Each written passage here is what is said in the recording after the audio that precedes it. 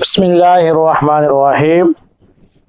اسلام میں خودکشی کو ایک ناجائز امر قرار دیا ہے اور انسان کو، مسلمان کو تو موت کی تمنا کرنے سے بھی منع فرمایا کہ لا تمنوا الموت۔ خودکشی ایک حرام موت ہے، لیکن خودکشی کرنے سے انسان اسلام سے نہیں نکلتا، وہ مسلمان ہی رہتا ہے۔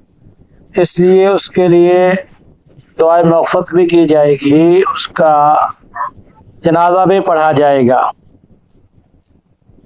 لیکن مقتدر احباب کے لیے، جو علماء اور مشائخ ہیں یا اللہ شان، ان کو معاشرے میں ایک طرح کی حیثیت دی ہے، ان کو چاہیے کہ وہ جنازہ کی نماز میں شریک نہ ہو، تاکہ اس فعل کی مذمت ہو اور آئندہ لوگ اس طرف نہ جائیں اور اس سے بچنے کی کوشش کریں۔